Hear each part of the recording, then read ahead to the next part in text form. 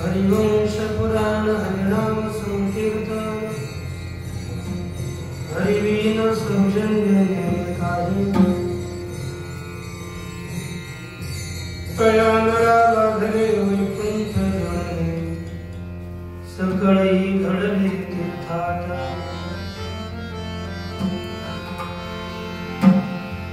मनोमार्गे गेला तो येथे मुकला हरिपाठी स्थिरावला तोच धन्य ज्ञानदेवा गुणी हरिनामाची जोडी राम कृष्णावळी सर्वकाळ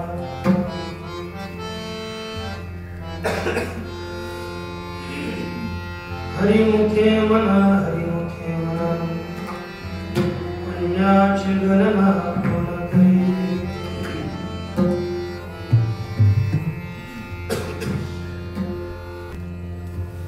भगवान परमात्मा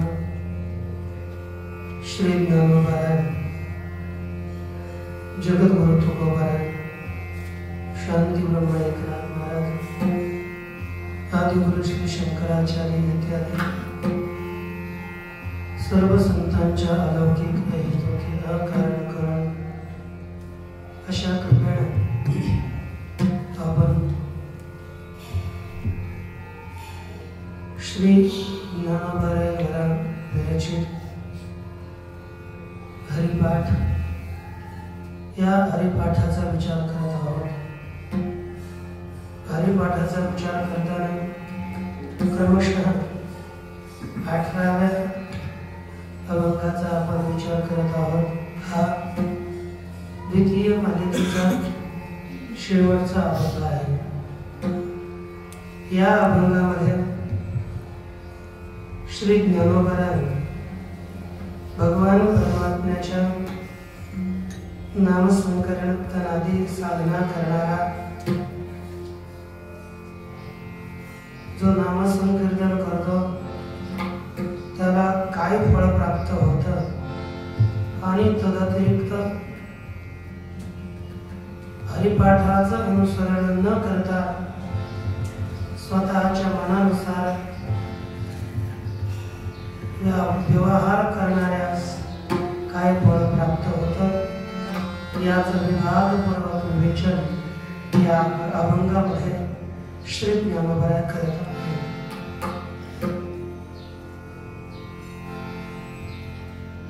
मनुष्याला आपल्या जीवनाचा उत्कर्ष उद्धार करायचा झाला तर मनुष्याने शास्त्राचं अनुसरण करूनच आपला प्रत्येक व्यवहार केला पाहिजे।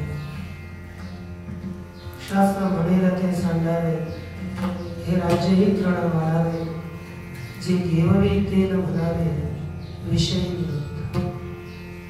शास्त्र म्हणेल याचा त्याग कर, मनुष्याने केला पाहिजे. शास्त्र म्हणेल तू हे ग्रहण कर, तर ते ग्रहण केलं पाहिजे. मग ते काहीही असो, विष असो किंवा दूध असो. मग विषाचाही मनुष्यानं स्वीकार केला पाहिजे. आणि त्याग कर म्हटलं तर मनुष्याला राज्याचाही त्याग केला पाहिजे. कारण की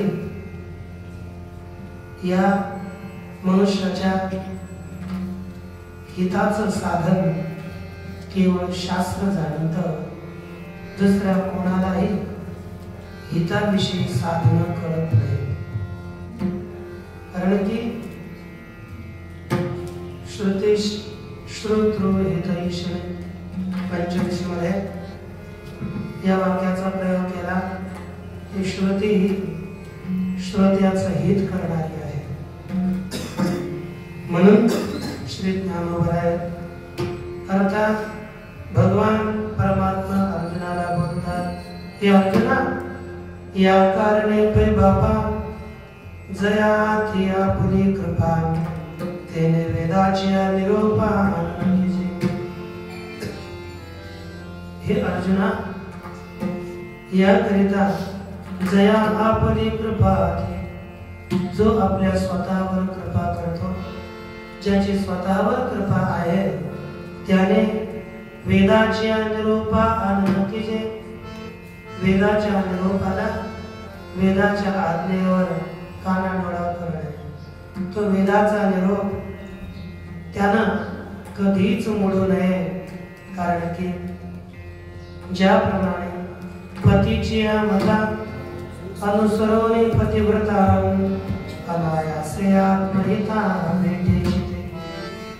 जी स्त्री पतीच्या मताचं अनुसरण करून आपला व्यवहार करते ती अनायासाने आपलं कल्याण करते, तिचं कल्याण होतं. किंवा ना तरी श्री गुरु वचना दिठी दे तू जतन शिष्य आत्मभुवन माझे पैसे. किंवा जो साधक श्री गुरु वचना, श्री गुरूंच्या वचनावर लक्ष देऊन त्याचं पालन करतो, तो शिष्य आत्मभुवनामध्ये म्हणजे आत्मस्वरूपामध्ये स्थिर होतो. म्हणून मनुष्यानं या शास्त्राच्या वचनाचा त्याग करता कामा नये.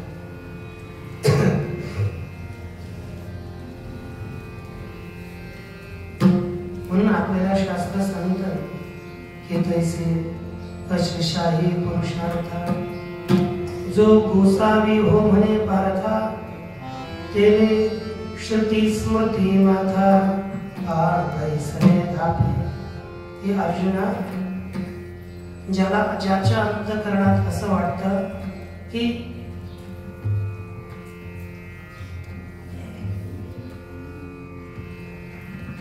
अशेषाही पुरुषार्थ जो गोसावी हो म्हणे, जो संपूर्ण पुरुषार्थाचा मालक होऊ इच्छितो, सगळ्या पुरुषार्थ जो प्राप्त करू इच्छितो, त्याने श्रुती आणि स्मृती यांचा निरोप आपल्या मस्तकाशी धारण केला पाहिजे. आणि तद्वारे तो आपलं कल्याण करू शकतो. याकरिता भगवान परमात्मा बोलतात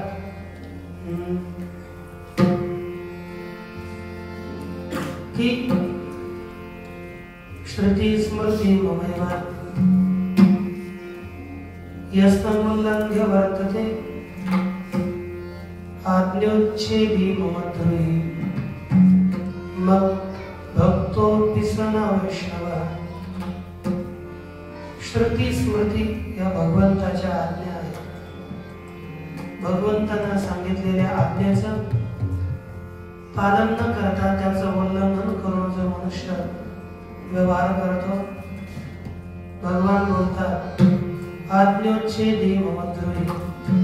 आज्ञेचं उल्लंघन करणारा, आज्ञा तोडणारा तो माझा द्रोही आहे. माझा भक्त असला तरी तो पण मला प्रिय होऊ शकत नाही, तो वैष्णव नाही. म्हणून मनुष्यानं श्रुती स्मृती याची आज्ञा कधीच मोडू नये.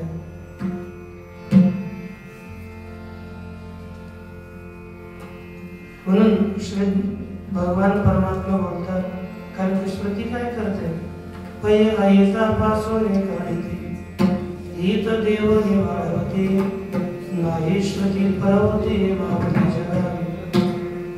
जी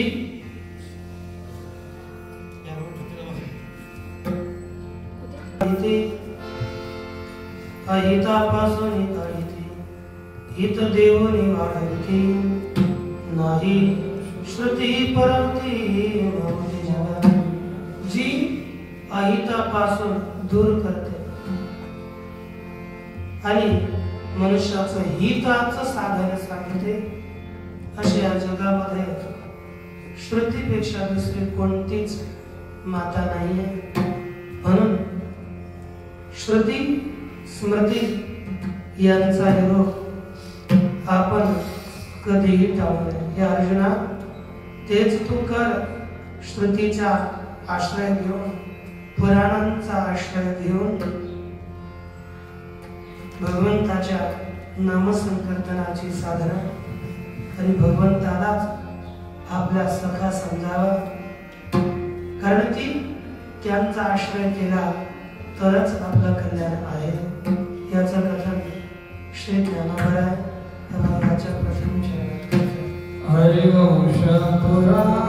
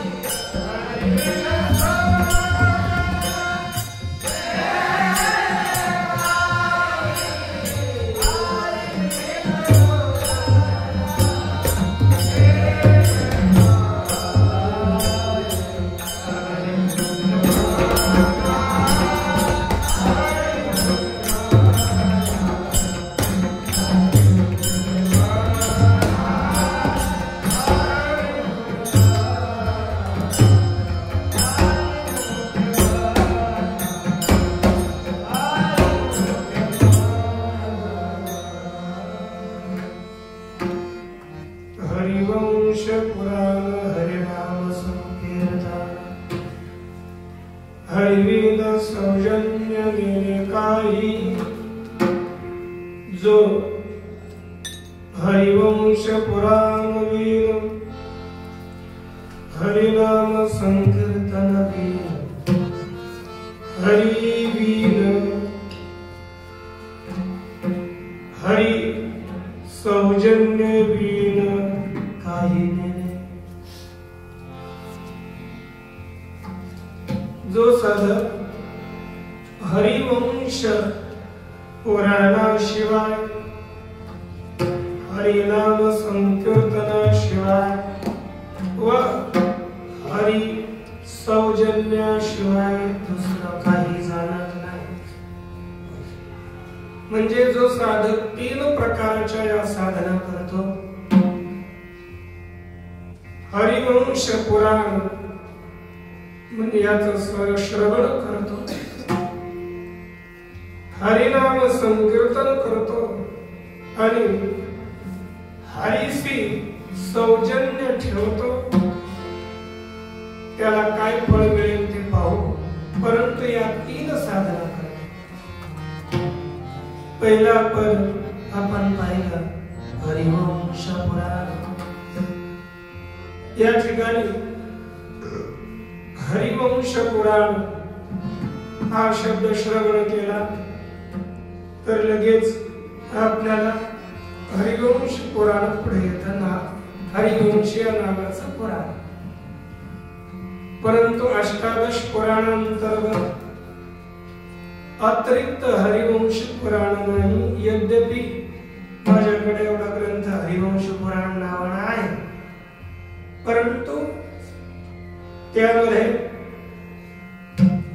भविष्य पर्व, हरिवंश पर्व, विष्णू पर्व आणि भविष्य पर्व असे 3 पर्व आहेत आणि ते 3ही पर्व महाभारतामध्ये आलेले आहेत। म्हणजे महाभारताचे 3 पर्व भगवान श्रीकृष्णांच्या लीलेचं वर्णन करणारे ते 3 पर्व त्यामध्ये आलेले आहेत। म्हणून एक घेतलं तर हरिवंश पुराण नावाने घेऊ शकतो किंवा हरी म्हणजे हरी परमात्मा, हरे वंशः इति हरिवंशः तेषां पुराणं हरिवंश पुराण। हरीच्या वंशांचं वर्णन करणारं जे पुराण ते हरिवंश पुराण आणि भगवान परमात्म्याच्या सर्व वंशाचं वर्णन भागवतामध्ये केलेलं आहे। म्हणून हरिवंश पुराण या नावाने भागवत पुराण आपण ग्रहण करू शकतो। म्हणून श्री ज्ञानोबराय हे बोलतात ते कल्पादि भक्ती मिया भागवत मिशे हे ब्रह्मया उत्तम मनोनी धनंजया उपदेशी। हे अर्जुना, कल्पाच्या आरंभी मी भागवताच्या निमित्ताने ही भक्ती ब्रह्मदेवाला सांगितले। म्हणजे भागवताचं वर्णन भक्ती निरूपणात्मक आहे हे श्री ज्ञानोबराय मानतात, बोलतात। आणि श्री जगद्गुरु तुकोबाराय ही या भागवताच्या श्रवणाला महात्म्य देतात। गीता भागवत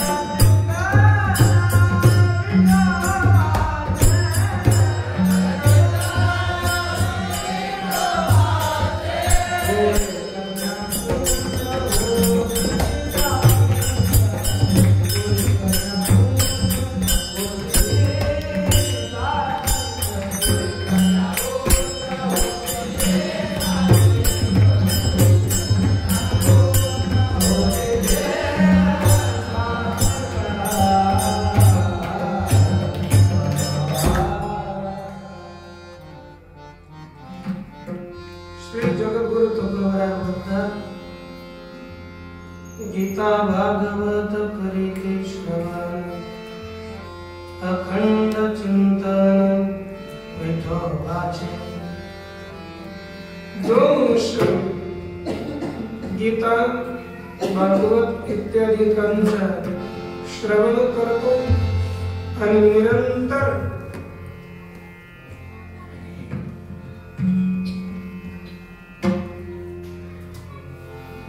भगवंताचं चिंतन करतो, मग असा जो मनुष्य आहे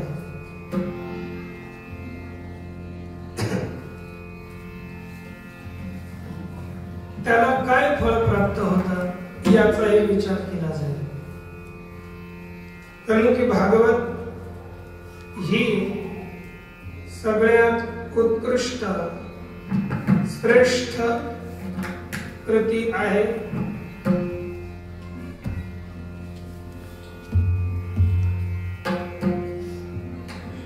भागवतामध्ये भगवान परमात्म्याने आपलं स्वतःचं तेज स्थापित केलं।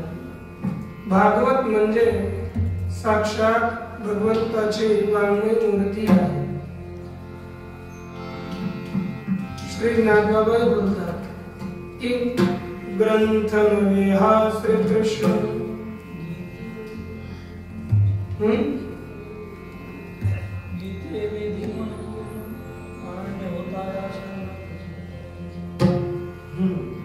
म्हणजे ग्रंथ नव्हे हा श्री कृष्ण आरती मध्ये लिहिला हा साक्षात भागवत म्हणजे श्री कृष्ण आहे। कारण की त्यांनी स्वकीयम यद् भवेत् तेजस तच्च भागवते दधात् तिरोधाय प्रविष्टोऽयं श्रीमद्भागवतारः। भगवान परमात्मा आपलं जे तेज आहे ते भागवतामध्ये स्थापित करतात। स्वतः तिरोहित होऊन या भागवत रूपी सागरामध्ये प्रविष्ट झाले। म्हणून तेनेयं वाङ्मयी मूर्तिः प्रत्यक्षावर्तते हरे सेवनात् श्रवणात् पाठात् दर्शनात् पापनाशिनी। म्हणून ही साक्षात भगवंताची मूर्ती आहे।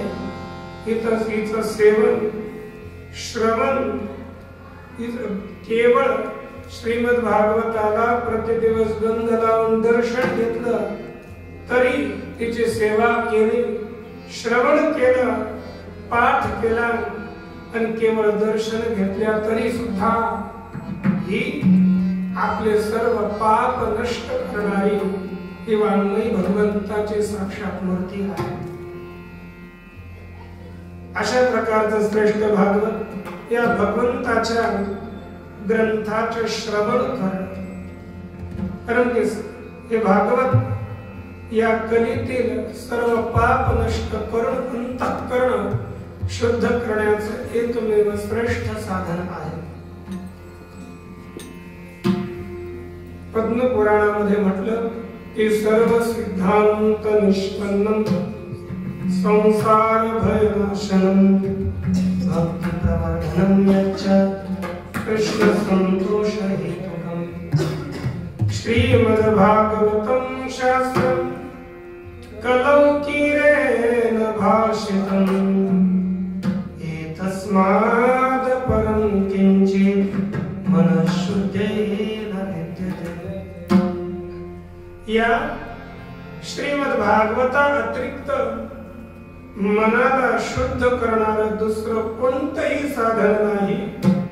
म्हणून या हरिवंश पुराण म्हणजे भगवान परमात्म्याच्या वंशाचं वंशाचा कथन करणारे पुराण हे हरिवंश विषयक पुराण म्हणजे श्रीमद भागवत पुराण। आणि अशा भगवान परमात्म्याच्या आणि किंवा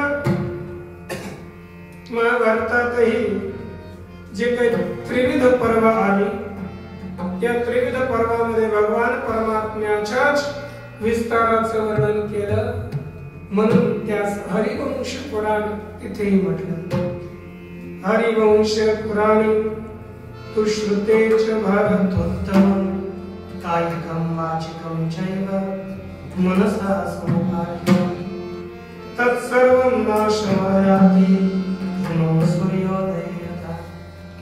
ज्याप्रमाणे सूर्योदय झाला असता शैत्य दूर होते, त्याप्रमाणे भगवान परमात्म्याचं श्रवण हरिवंशाचं श्रवण केलं असता कायिक वाचिक आणि मानसिक सर्व पाप निवृत्त होतात। म्हणून या हरिवंश पुराण मग याचं काय करायचं? श्रवण, भगवान परमात्म्याच्या लीलेचं श्रवण मनुष्याने केलं पाहिजे। मग अन्य सर्व साधना असतील त्या सर्व साधनांमध्ये भगवान परमात्म्याचं चरित्र श्रवण हे फार मोठं श्रेष्ठ साधन आहे। म्हणून परीक्षिती सारखा 8 दिवसामध्ये तरुण जातो केवळ भगवान परमात्म्याच्या लीलेचं श्रवण केल्यामुळे। नागबाबा बोलतात, श्रवणी परीक्षिती तरला क्रमच उद्धरला मकरोदरी श्रवण पावला सिद्ध झाला मत्स्येंद्र। केवळ श्रवणाचा प्रभाव काय आहे? श्रवणाने परीक्षिती या संसार सागरातून तरुण गेले। क्रौंच पक्षाचा केवळ श्रवणाने उद्धार झाला आणि मगरीच्या उदरामध्ये राहून श्री मत्स्येंद्रनाथाने श्रवण केलं, म्हणून ते सिद्धतेस प्राप्त झाले। म्हणून या भगवंताच्या कथेचं श्रवण केलं तर हे श्रवण काय करतं? तुझे श्रवण दोपरी एक ते चित्त शुद्ध करी दुसरे जीव ब्रह्मैक्य करी दोही परी उद्धार। भगवंताच्या कथेचं श्रवण केलं, जर अंतःकरण मलिन असलं तर ते मलिन अंतःकरणाला शुद्ध करतं। आणि भगवंताच्या कथेचं श्रवण जर केलं तर जीव ब्रह्मैक्य ज्ञान करून मनुष्याला हे श्रवण मुक्त करतं। म्हणून मनुष्याने अन्य कशाचाही त्याग केला तर करो, परंतु श्रवणाचा मनुष्याने त्याग करू। कारण की जोपर्यंत मनुष्य भगवान परमात्म्याच्या कथेचं श्रवण करत नाही तोपर्यंत त्याच्या अंतःकरणामध्ये भगवान परमात्म्याविषयी प्रेम निर्माण होऊ शकत नाही। म्हणून श्रवण हेच अतिशय प्रमुख उद्धाराचं साधन आहे। म्हणून श्रवण टाळता कामा नये। कुठेही असला तर त्यानं भगवत लीला भगवत कथा यांचं श्रवण करा। श्रवण करत असताना मग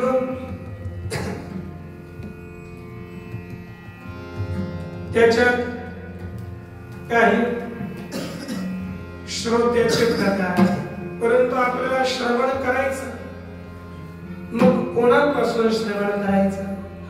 श्रवणाकरिता आपण म्हणतो आम्हाला वक्ता चांगला भेटत नाही, कारण की वक्ता असा असावा।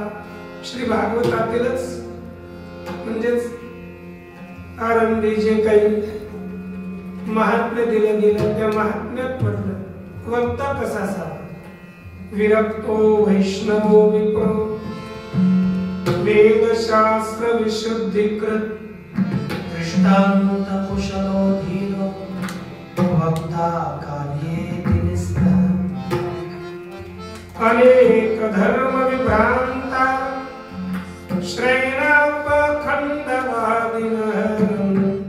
सुख शास्त्र कथोच्चारे त्याजास्ते यदि पंडिता। श्री भागवताच्या महात्म्यामध्ये सांगितलं की वक्ता विरक्तो वैष्णवो विप्रो वेदशास्त्र विशुद्धिकृत विरक्त विष्णु भक्त वेद शास्त्रांना जाणणारा अत्यंत निस्पृह दृष्टांत देण्यास कुशल धैर्यशील एखादा वक्ता आपण केला पाहिजे आणि आपण तदतिरिक्त कोणीही केला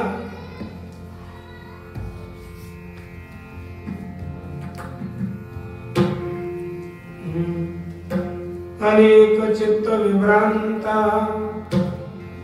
अनेक रीतीने चित्तामध्ये ज्यांच्या विक्षिप्त झालेला आहे भ्रमिष्ट आहे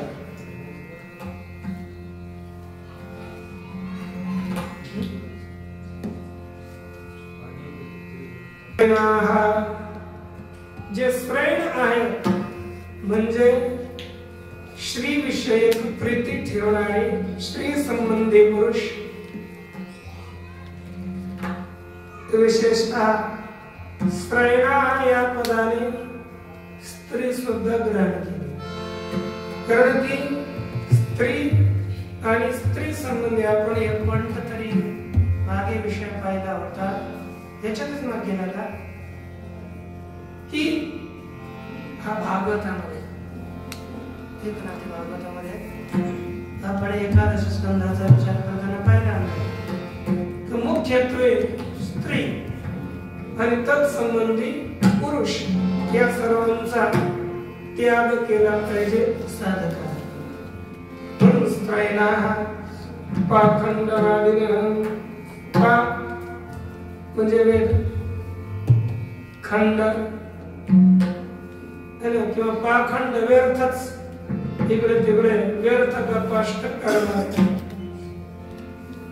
असे पाखंडवादी भ्रष्टी पाखंड हे शुकशास्त्र कथोच्चारे त्याजास्ते पंडिता असे यद्यपि पंडित असले तरी यांच्याकडून कधी कथा ऐकू नये कारण की हेच स्वतः संसारात बुडलेले आहेत म्हणून वारंवार फिरवून ते संसाराचंच वर्णन करते काही झालं तर संसाराचं स्वतःच सांगतील नाही तर कोणाचं तरी सांगतील परंतु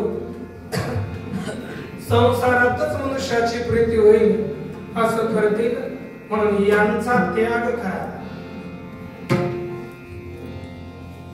म्हणून उत्कृष्ट वक्ता असावा त्या वक्त्याकडून विशेषतः निस्पृह भगवत भक्त असा वक्ता असला पाहिजे हे मुख्य लक्षण आहे विरक्त असावा वैष्णव असावा भगवत भक्त असावा निस्पृह असावा हे दोन चार गुण तर त्याच्यात निश्चित असले पाहिजे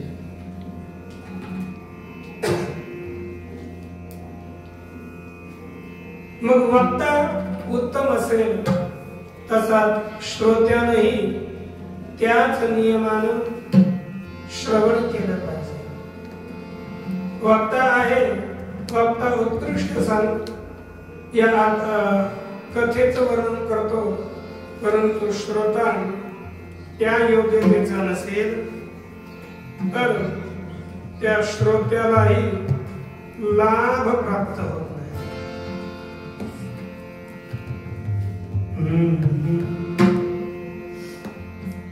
कारण की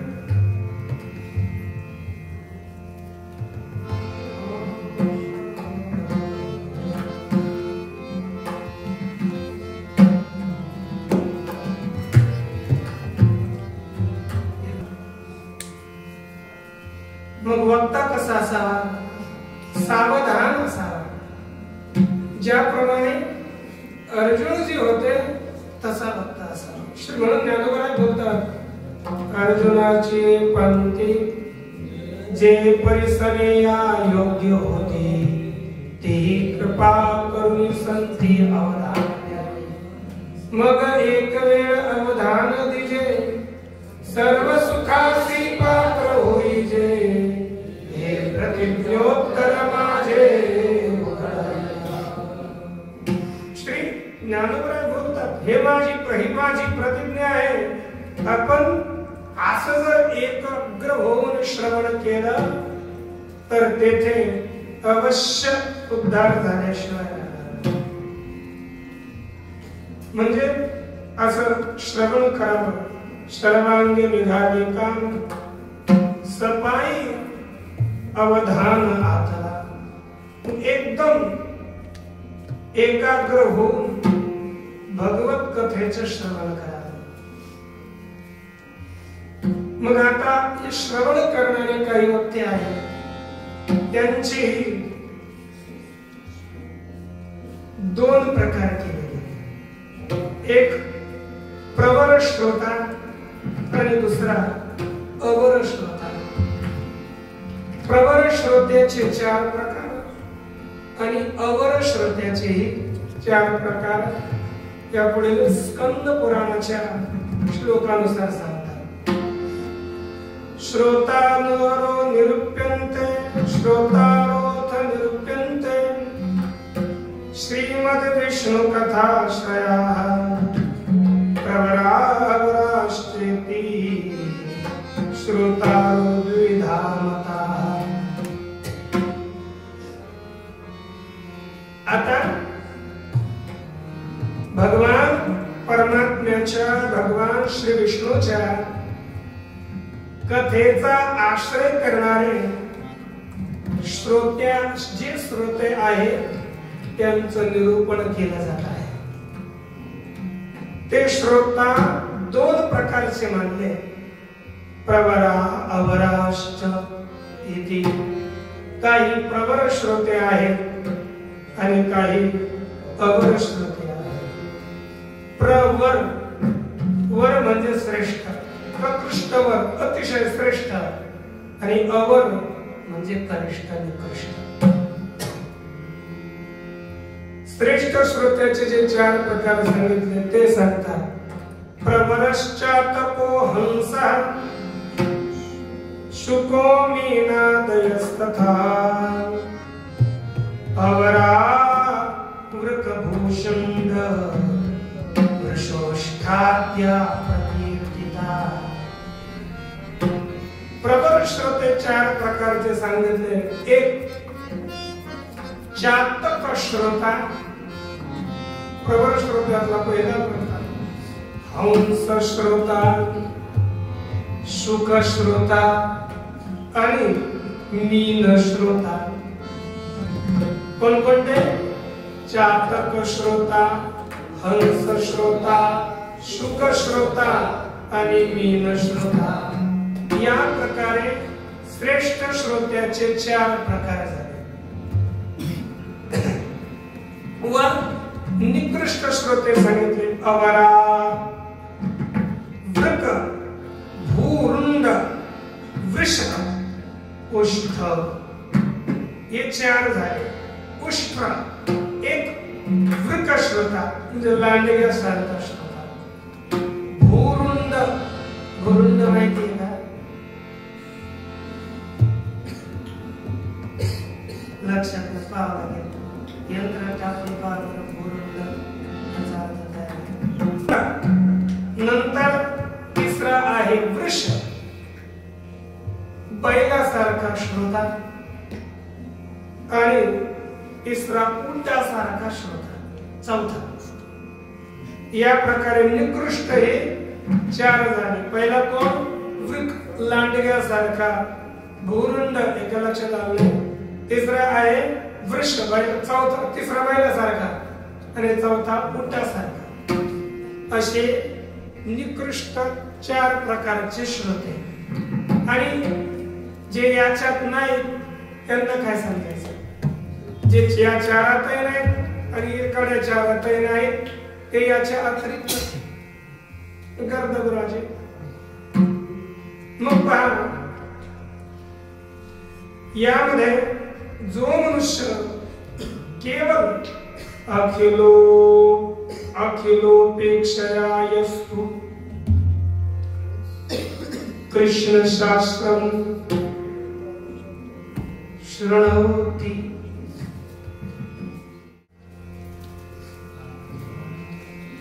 जो ऐकतो, शृणोति ही असं करावं लागेल. जो भगवंताचं कृष्ण शास्त्र ऐकतो, अखिल अखिलोपेक्षया सर्वांची उपेक्षा करून बस केवळ भगवंताची कथा जो ऐकतो तो चातक श्रोता आहे.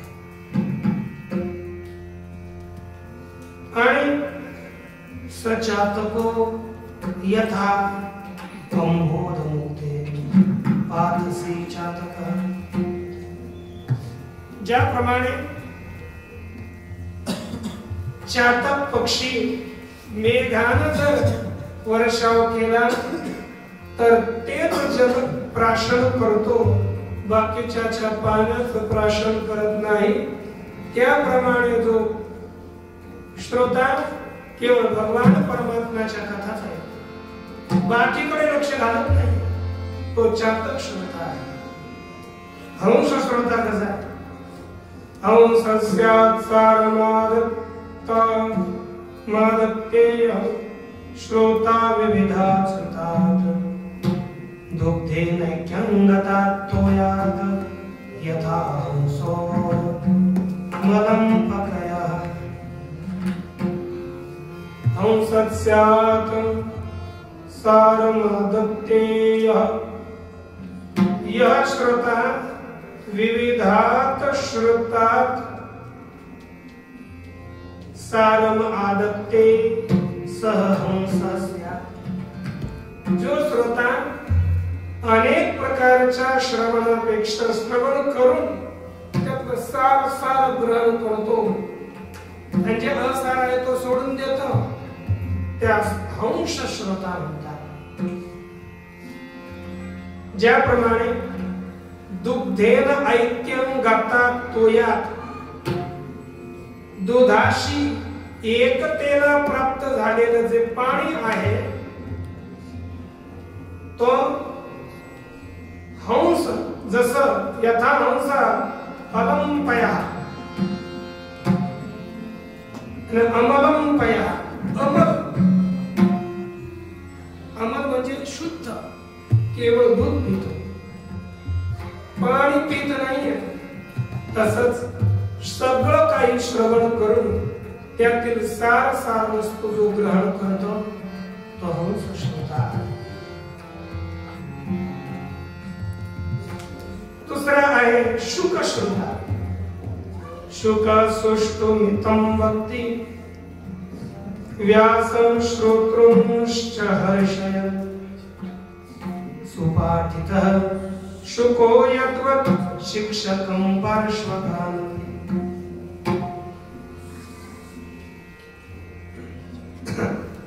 सांगतात शुक सुष्टु मितं वक्ति, शुक श्रोतात ज्याप्रमाणे सुख थोडं आणि चांगलं होतं. व्यासं श्रोतृंश्च हर्षयन्,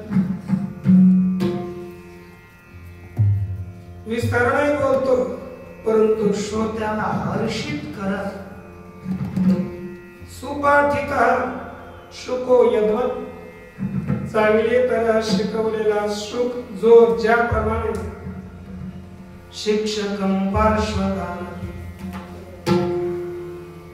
जे काही शिक्षक शिकवणारा असेल, जवळचे लोक असतील, सर्वांना एकच शब्दं न अनिमिषो जातो करोत्यास्वादयन् रसं श्रोतास्निग्धो भवेन्द्रियो मेन क्षीरविधा.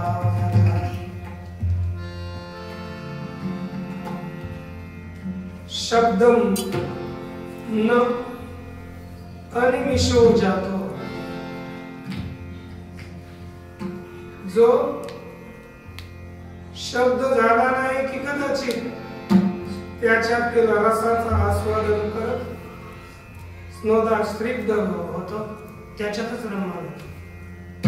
ज्याप्रमाणे मीन क्षीरनिधीमध्ये मग्न होतो, त्याप्रमाणे जो श्रोता त्याचा शब्द श्रवण करून त्याच्या अर्थाचे एकरूप होतो, तसा हा मीन श्रोता आहे. या प्रकारे जे श्रेष्ठ श्रोते आहेत याचा विचार आपण पाहिजे. कनिष्ठ श्रोतेही चार सांगितले, त्यांच्या श्रोत्याचाही विचार आणि बाकीचा सगळा विचार आपण